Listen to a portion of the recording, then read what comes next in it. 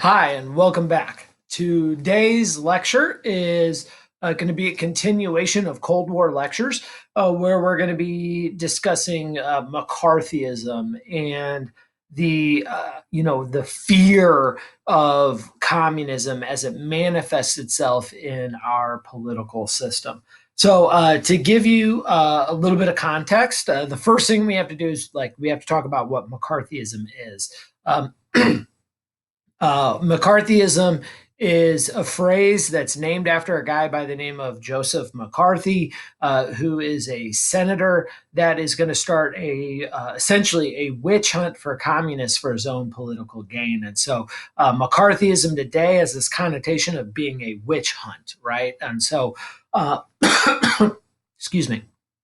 And so, it becomes, because of Joseph McCarthy, it becomes, politically impossible to be seen as soft on communism, and the accusation of being soft on communism really becomes weaponized and is going to destroy a lot of people's lives, both in politics and outside of politics, right? If you're a government worker and you're accused of communism during the McCarthy era, that'll end your entire career, and it'll, in some cases, put you on blacklists that'll keep you from being hired in the future. And so it's this, time period in American history where we let our fear of communism kind of run amok and cause some chaos. Now, that fear of communism, I don't know, is necessarily entirely unjustified, right? The Comintern that was created in the 1920s, the Communist International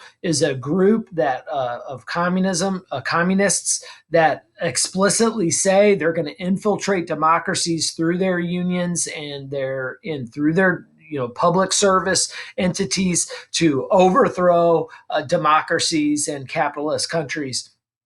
Now, the Comintern's not powerful enough to do that. America is going to have communist sympathizers. We're a democracy. You're allowed to be a communist in America. Like, it's a constitutionally protected right. You can believe whatever it is you want to believe.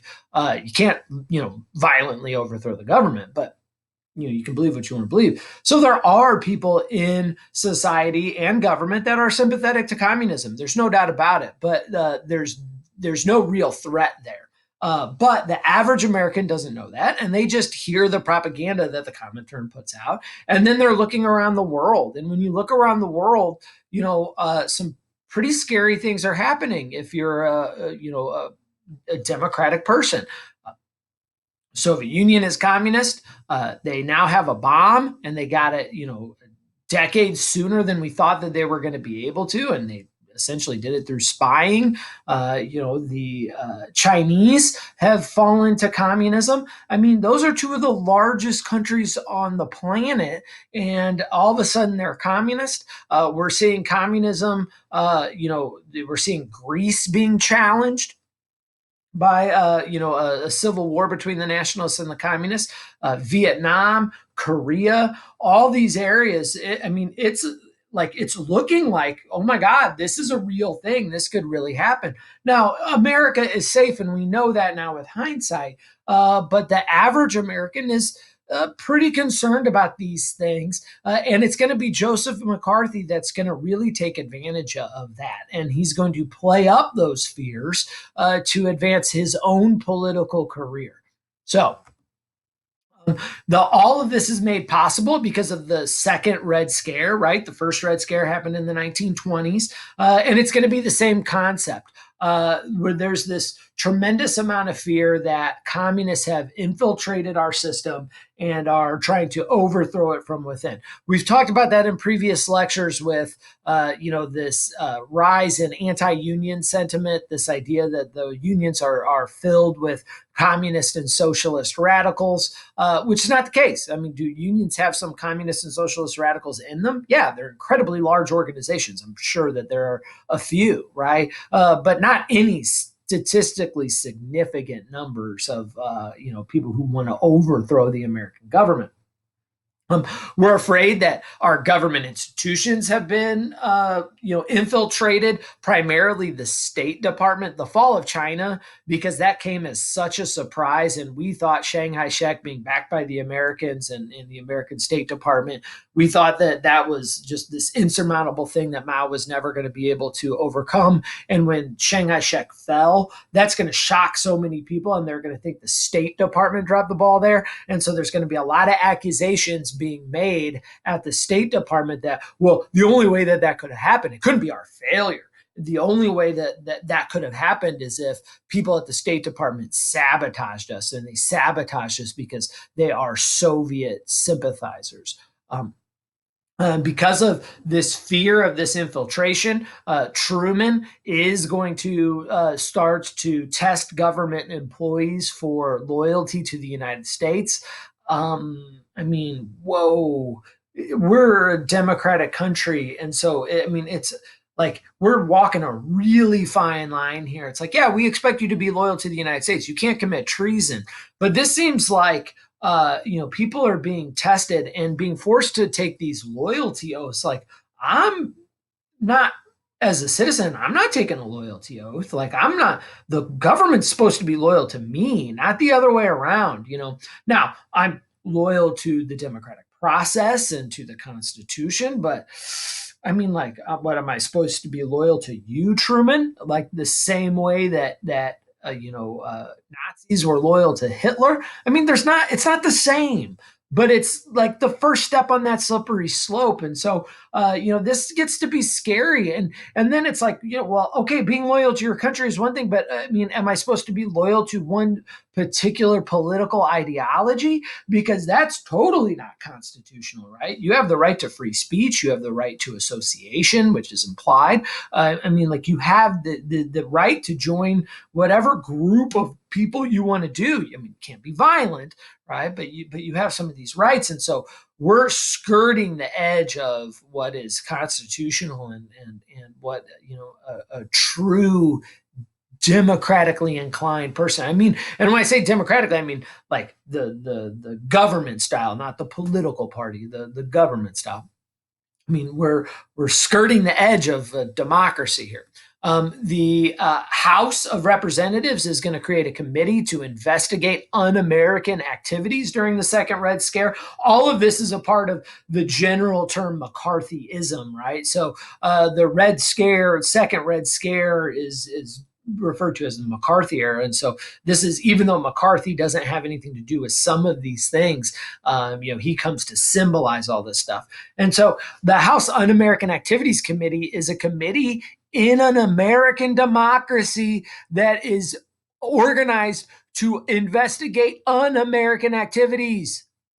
What the heck is that? Like, what do you mean? What is it to be un-American? I thought the idea is, in America, that I get to be what I want to be. That's what democracy is. It's the protections of individual liberty. It's your government serving you, not the other way around. And so, what exactly is it to be un-American? And I can give you a real good example of something that's un-American.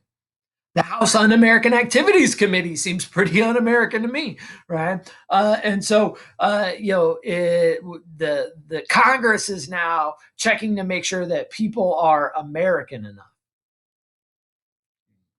right? And all of this is going to, be encapsulated by the rise of Senator McCarthy. This is Senator Joseph McCarthy. He's a backbench senator. That means he's not a very important senator. He's from Wisconsin. He's looking for an issue to make himself a national figure. He's ambitious. He wants more. And he sees the fear of communism, and he recognizes that he has an opportunity here to make himself this national figure. And he's going to essentially do that by claiming that he's got a list of 205 communists that have infiltrated the American government. And so, He's very, very careful when he does this. He says he has this list of communist infiltrators, the focus of which is going to be, pretty significantly the United States State Department. And I mean, the first thing that everybody wants to know when you claim that you have a list of 205 spies in the American government um, is, all right, whose name's on that list? Show me the list. Well, McCarthy's never going to turn the list over. He's going to leak names one by one by one, and essentially, use it to, every time he makes an announcement, the press comes out and like, oh, what's McCarthy have to say? Who's he going to accuse? Like, who are these spies? And it's going to really captivate the American public, because it's one thing to be a communist sympathizer. You want to believe whatever political philosophy you want to believe. That's you totally right. You can do that. Now, he's going to make just the accusation of being sympathetic to communism a very dangerous thing. People are going to lose their careers over it. But that is a constitutionally protected right that you have. You don't have the right to spy, however, right? And so he's going to make these accusations that there are communist sympathizers in the government. They're actively spying. The American people are going to buy it. We know that the Manhattan Project had been infiltrated. And so, in the fall of China, people are suspecting that the State Department might have had something to do with that. There's no evidence for that, by the way. But McCarthy plays up these fears and really is going to create such a state of fear of infiltration that, even though he's never going to really provide any evidence of these things, just the accusation ends political careers and, ends professional careers for a lot of people.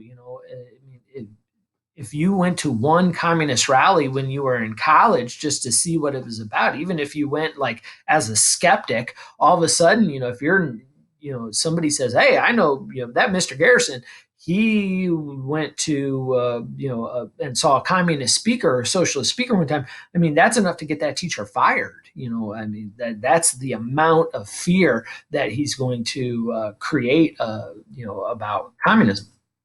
And so there's all kinds of pressure on McCarthy. Okay, you have a list, show us the list. And he's going to make claims like, well, this classified stuff, and I can't just show you the list. But mounting pressure will rise for him to start to name names. And when he starts to name names, one of the first names that he is going to throw out there is Owen Latmore. Owen Latmore sits at the China desk in the State Department, so he's an expert on China. So this guy should be an easy target, right? The public is already suspecting the State Department, particularly the part of the State Department that deals with China. Owen Latmore is absolutely, a Chinese expert and had been known to be very critical of the nationalist Chinese government, of Chiang Kai-shek's government. He essentially called out Shek for being a dictator. He's like, this guy brutally represses his people. Maybe he's not a guy that we should be supporting. All of the things that Latmore said about Shek are true. He was not good to his people. Latmore was saying, like, I don't know if the people are going to support Shanghai Shek because he's not good to them. That's going to make the people pliable to Mao's message. And so we got to be careful here. And so, Owen Latmore is just this intellectual that understands what's happening in China and is saying, hey, guys, maybe we shouldn't be supporting this guy. But because Shek is a nationalist and is not a communist, these hardline guys in American politics think, well, we should support Chiang Kai-shek no matter what because at least he's not a communist. They're going to look at Owen Latmore kind of cross-eyed, thinking like, well, why are you telling us not to support him?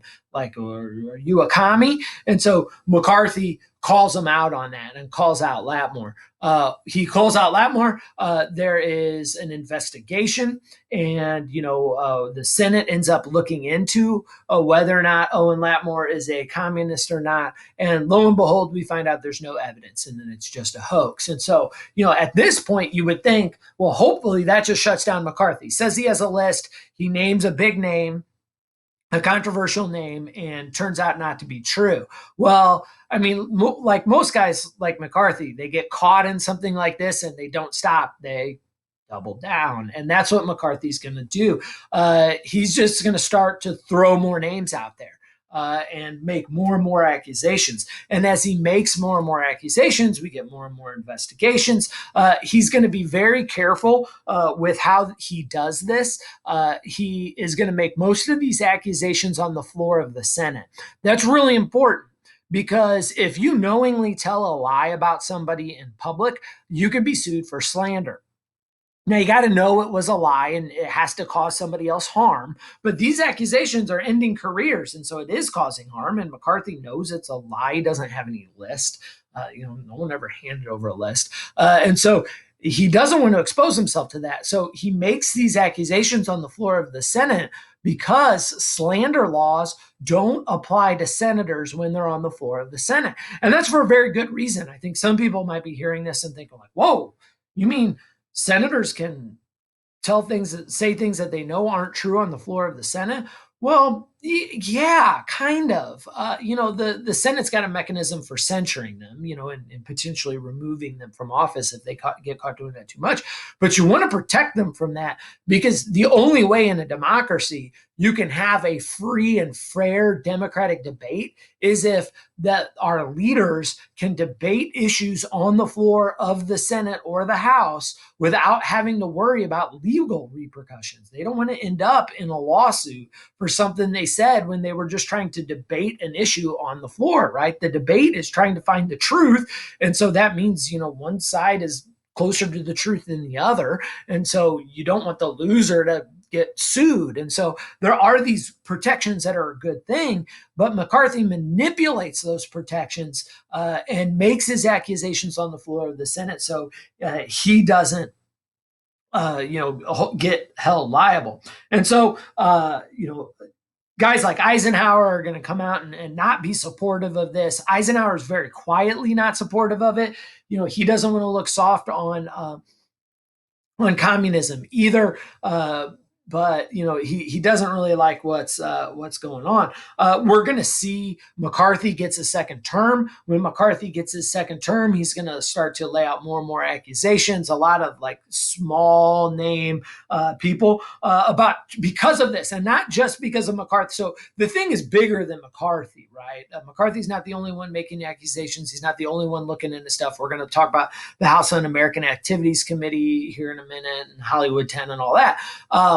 But about 2,000 government employees are going to lose their jobs because of the witch hunts that McCarthy really starts. And so these are people that maybe they're just like, politically left of center. And so, or philosophically comfortable with socialism, but aren't advocating the overthrow of the government. Maybe they were just a curious college kid, a decade ago, and went and listened to some, communist speaker. Not really taking it seriously, just intellectually curious. And these people are all losing their careers. As sometimes they're being accused because a coworker is jealous of them or whatever. And so, this is the kind of thing in America we really despise normally because we believe in due process. People shouldn't be punished without a fair trial. And these people are definitely not getting that. So, who are the people supporting McCarthy? Well, McCarthy is a Republican, so the Republican Party is going to be the biggest supporter. Democrats are going to be supporters as well, particularly the more conservative Democrats. But this only really works if the vast majority of the government is either on board or too afraid to do anything. So it's not just Republicans, primarily Republicans, but not just Republicans. Catholics are going to be very supportive of this. The Catholics and conservative Protestants, a lot of religious people in general are going to be supportive of this because in a communist system, religion is anathema, right? You can't believe in total equality, right? Again, we're talking, that communism is equality of outcome, not equality of opportunity. In democratic society, we believe in equality of opportunity, which means believe whatever you want to believe. Some of you are right, some of you are wrong, and then you just deal with the consequences of that. And that's fine. You all are equally able to make your own choices. But in a communist system, that's equality of outcome. You religion has to be outlawed. I mean, if you're really truly thinking about it, because if you're Catholic and you believe in God, Tom believes in God and Joe doesn't, that one's going to heaven, one's going to hell. They're not equal. That's not equal outcome. And so you can't have that. You can't have things that create winners and losers if everybody is supposed to be equal. Now, there's another reason why communists don't like religion. It's because you'll be more loyal to God than the state. And so that's, the primary reason. It's it's consolidating power in the government and not any other organization. But that's what has to happen when you believe in equality of outcome. And so, the only way you get equality of outcome is if the state can force it on the people. And so the state has to be more powerful than religious institutions. And philosophically, you can't have a system within communism where some people go to heaven and some people don't. So you have to get rid of religion. And so religious people tend to support McCarthyism. And then you've got your blue collar, workaday Americans that are, just patriotic Americans that are really concerned about their way of life. And so these people will support McCarthy as well. Now, all of these people support McCarthy initially. We're going to see he's going to go too far, and at the end of the lecture, we'll kind of talk about how he goes too far, and this support will, thankfully wear away. So, under the banner of McCarthyism again. So this is,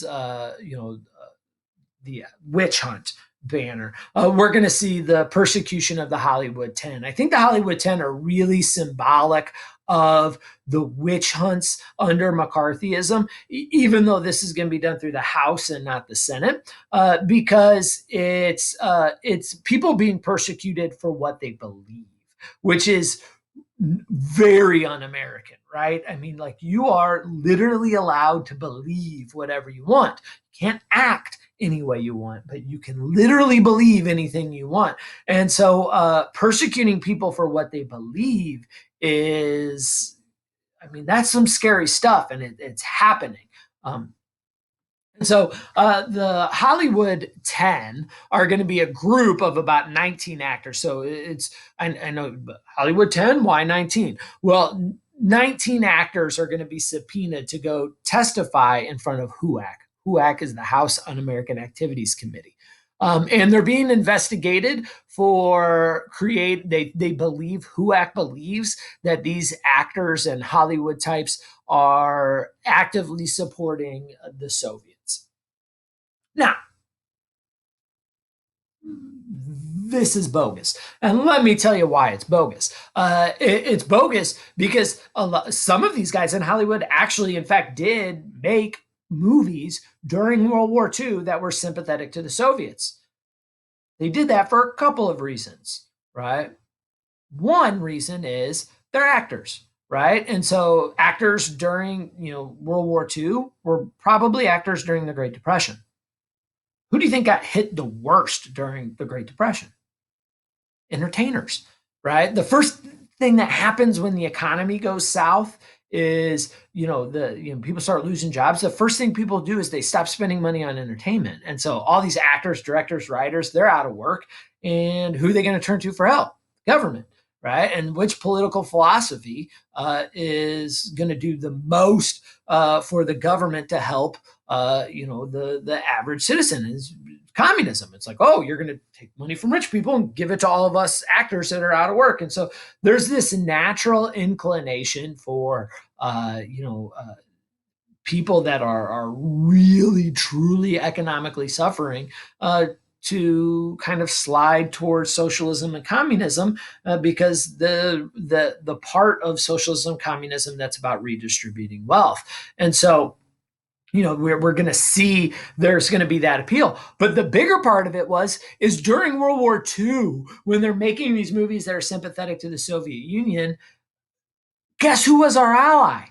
The Soviet Union. The American government essentially went to Hollywood and say, make movies that make the Soviet Union look good because we need the American people to support our relationship with them. And so they did this. And so all of a sudden now, when it's not popular, we're investigating why they did these things. So 10 of these actors are going to show up and plead the fifth. They're going to say, I'm not going to talk about this. I think this is a witch hunt. It's self-incriminating.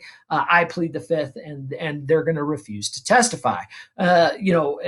Essentially, they're protesting this. They think it's un-American. Now, they're going to get jail sentences for this. They're going to serve like a year in jail, and there's going to be a fine. Well, not all these actors are going to be able to handle a year in jail. And so something unfortunate is going to happen because right now, all these actors can say, look, I pled the fifth. I think this is a witch hunt. I don't think you should be asking me what my political beliefs are, or you should be telling me that I can't make movies about my political beliefs. That's freedom of speech. And so as it stands right now, you've got a situation where potentially you can, make an argument that you're just trying to protect, American freedoms. But then what's going to happen is Edward Dmytryk, who essentially can't handle a year in prison, which I don't blame him. I couldn't either. He's going to say, you know what, I need out of this. And he cuts a deal. And he testifies before HUAC that, yes, there are communist sympathizers. And he hands over a list of 20 industry colleagues that he says are communists. It's at this point that the American public freak out and they say, oh my God, Hollywood has been infiltrated, and the studio executives create a blacklist of actors that essentially are no longer allowed to work in Hollywood because of their political beliefs. Right, scary stuff, and that blacklist will last all the way until the 1960s, when we realize that this was an overreaction here. But it is a scary time where people are losing their jobs based on what they believe. I mean, I think you can draw kind of a comparison today. You look at the university system and how many people are being silenced at the university system, and in the 2020, and I think it's a little intimidating. Like, well, you're supposed to be able to believe whatever you want to believe, and you're not supposed to be able to be silenced. And so, kind of a scary thing here. All right, the next guy up that is going to be accused of being a communist is going to be a super controversial figure, and that's going to be Alger Hiss. Excuse me while I take a drink here.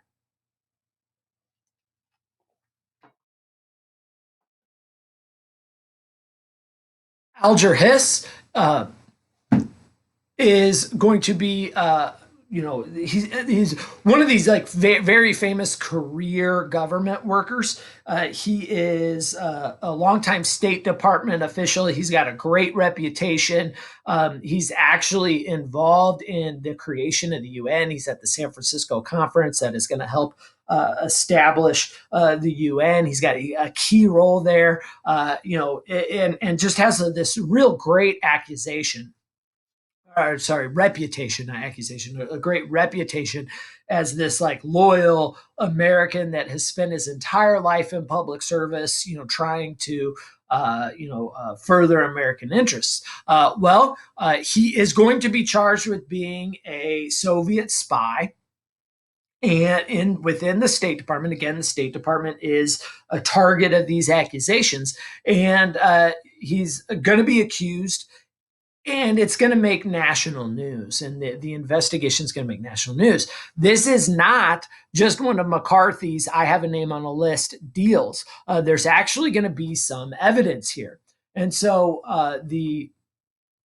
what's going to happen is some of these accusations get made, and the one of the guys that's going to be placed in charge of looking into these investigations is going to be a young Richard Nixon, right? Richard Nixon really becomes a national figure during the Alger Hiss investigation. And so the resulting investigation is going to be egged on by some evidence referred to as the Pumpkin Papers. And so here's essentially what happens. A guy by the name of Whittaker Chambers, who is a self confessed spy for the Soviet Union, when he gets arrested, he starts cooperating with the government. And when he is cooperating, he's going to name Alger Hiss. And so all of a sudden now, red flags go up and,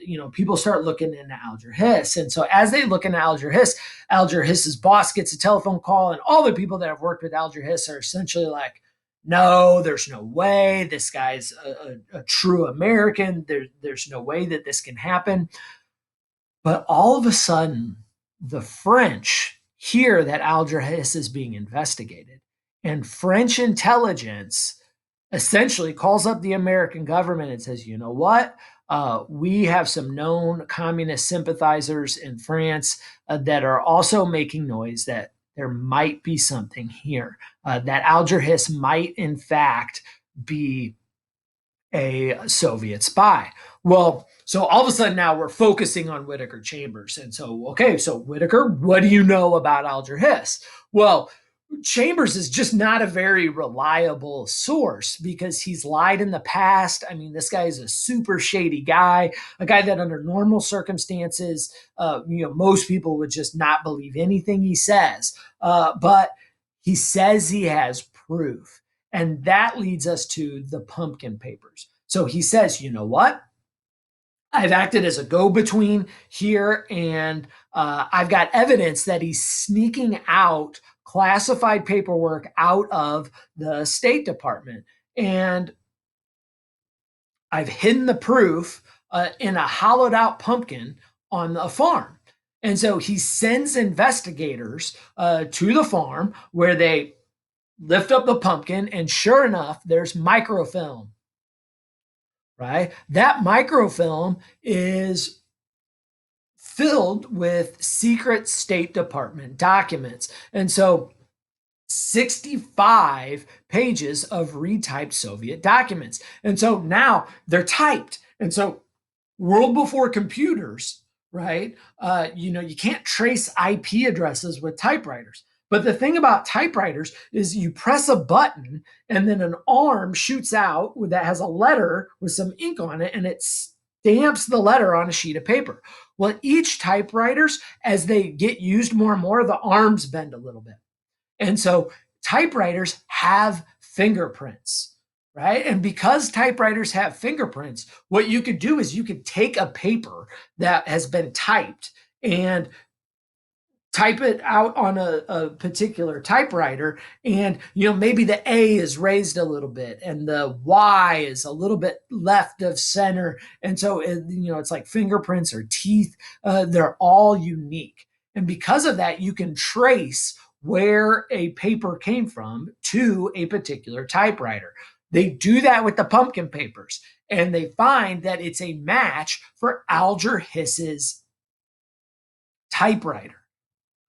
Bing, bing, bing, bing, right? All of a sudden now, Whittaker Chambers seems to be on to something, that Alger Hiss has essentially snuck documents out of the State Department, took them home, retyped them on a typewriter, right? Took the originals back, and then photographed the retyped versions, put them on microfilm, and was handing them off to Soviet agents. Now, Hiss will always deny this. There's going to be a lot of people that are going to support Hiss. They're going to be like, no way, this can't happen. He will be convicted not of spying, but of perjury, of lying under oath, essentially, during the investigation. And so he is going to go to jail for 2 years. He's going to sue Whittaker Chambers for slander. And it's going to be this really controversial thing. As a matter of fact, if you went to college, 30 years ago, your college professor might teach you that Alger Hiss was probably innocent. Well, But then once the Soviet Union fell, all of a sudden a bunch of Soviet documents are made public, and those are called the Venona decrypts. And we know from looking through Soviet documents that Alger Hiss was in fact a spy. So, and here's the deal. So we're talking about this. Uh, the deal is that, and the reason why I bring up Alger Hiss is McCarthyism is all about a witch hunt, and I think sometimes we make a mistake that because what McCarthy did was so wrong, so un-American, so unconstitutional, that we tie up this whole time period within that context. And that's not the appropriate way to look at it. McCarthy was wrong. He started a witch hunt and he accused people that he shouldn't have accused. It ended lives, it ended careers. It was a dark time in American history. There's no doubt about it. But we do know that there were Soviet spies. Klaus Fuchs helped to, steal atomic weapons secrets out and give them to the Soviet Union. That's how they got the bombs earlier. Alger Hiss was almost certainly a spy. So there are elements of spies here. And so the story is more than just the witch hunts. Now, that does not justify taking away due process from people. It does not justify, the Hollywood 10 losing their ability to, believe what they want to believe and speak what they want to speak, right? But it is important that, when we talk about these issues, we really tell the whole story to the best of our abilities. You can never tell the whole story. History's everything that ever happened, and nobody's got time for that. But we got to do our best to tell the story in as true of a way as possible. All right. So the next people that get caught up in McCarthyism and this hunt for Soviet spies are going to be Julius and Ethel Rosenberg, who are going to pay the ultimate cost for this fear of communism.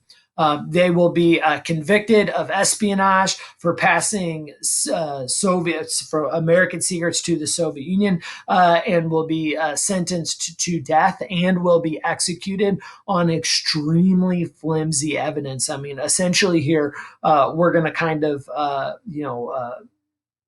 bypass this innocent until proven guilty philosophy that we have, and we're going to rush to judgment here, and we're going to kill both Julius and Ethel Rosenberg. Now, Julius and Ethel Rosenberg are accused of passing these secrets. They're going to be arrested. There is going to be a trial. Julius and Ethel Rosenberg are, both have connections to communists. They're both from the United States, but have connections to Russia. Their parents are both Russian, and both were communists from 1932 to 1935. Again, not common, right? I mean, communism has never really been a super popular political ideology in the United States, but 32 to 35, when you're dealing with the heart of the Great Depression, there's lots of people that were turning to the government for wealth redistribution and things of that nature. And so there's nothing wrong with being a communist, even if you're a card-carrying member of the Communist Party. Now, here's where it gets a little sketchy. We're going to see that the Julius and Ethel Rosenbergs do have connections to Klaus Fuchs. We've talked about Klaus Fuchs before. He's going to be the guy that snuck American atomic secrets out of the country. And there's a guy by the name of Greenglass from Manhattan who is going to turn out to be a spy that says Ethel and Julius Rosenberg were essentially acting as a go-between for a lot of these spies to help smuggle evidence out. All of this is very flimsy. There's no concrete evidence that suggests that they actually transferred anything to anybody. This is, circumstantial evidence at best. Guilt by association, right? I mean, like look, I'm a public school teacher. I have contact with thousands of young kids all the time. I'm associated with them. Am I responsible for everything they do just because I have associated with them? The answer to that is clearly no. And so the Julius and Ethel Rosenberg will essentially, with almost no concrete evidence, be convicted based on guilt by association, and will be put to death. Right, so they're accused of heading the spy ring and passing information about the atomic bomb to the Soviets. And Julius will be killed at Sing Sing in '53, and Ethel will be killed at 8:15, just 10 minutes later. This really becomes the symbol of the death of temporary death of due process in the United States. There are some historians that today believe that Julius Rosenberg, might have had some connection to the spy ring, but Ethel probably didn't. I don't know, honestly, enough about the nitty gritty details here to have an opinion one way or the other, except to say the conviction and execution were done in hysteria. And this is one of those times where I think due process really was violated. And so, we have Julius and Ethel Rosenberg, this kind of the height of McCarthyism. But eventually McCarthy will fall. And when I say McCarthy falls, right, I mean, I'm talking about the man and not just the witch hunt. But when McCarthy falls, it really is signaling the beginning of the end for the communist witch hunt. The country just gets tired of it. It's finding a communist under every stone, and living in this constant fear of infiltration, that people get tired of it. And eventually McCarthy goes too far. He's going to accuse General Marshall and General Eisenhower of becoming communists. Well, Eisenhower was the supreme Allied commander and president of the United States. Like, nobody will believe that. Marshall, same thing. Like, you just like, you've surpassed the realm of believability here. And so people are going to just like, too far, McCarthy, too far. And eventually, one of the most famous news anchors in the country challenges them on it, and essentially, says, this is bogus, and calls him out in public. And as soon as Murrow calls him out in public, that opens up the floodgates for criticism. People had remained silent because they were afraid if they criticized McCarthy, he would then name them, and it would be the end of their political career. It would be end of their career in journalism. It would be the end of their career in public service. And so people stayed silent because of fear. Well, when Murrow calls him out, he just unabashedly calls him out, and that all of a sudden starts to eliminate some of this fear that people had, that if they criticize McCarthy for things that they should be criticizing him for, it would be bad for them personally. And so it's going to be that essentially ends McCarthy's career and is going to allow people to start to be more rational about about the Cold War. And so this will be the end of the witch hunts that are going to be really prevalent during the 1950s. I always, I like talking about McCarthyism. I think we can always use the McCarthy era, as a lesson in caution for democracies. We are challenged all the time by different crises in America, in any democracy. And when we're challenged by these crises, what happens is, because we're afraid, we tend to overreact. And, that can be dangerous in a democracy, right? We're holding on to our freedoms and our liberty, kind of by the skin of our teeth. And, there's multiple times, the Palmer raids in the 1920s, and McCarthyism in the 1950s, that where because we're afraid we start to take away some of those freedoms for safety. And that's a very dangerous thing to do. And so, we know that, right now we're being challenged with a pandemic that's very scary. In the future, we're going to be challenged by, nuclear North Korea or, whatever the next challenge is. We always have to remember that fear can sometimes force us to go too far, and I think McCarthy is a great example of that. And so, be cautious, be safe, during challenging times, but also understand that, democracy is fragile. And that if we're not always very cautious about our liberties, sometimes we'll lose those liberties to fear, just like we did during McCarthy's reign.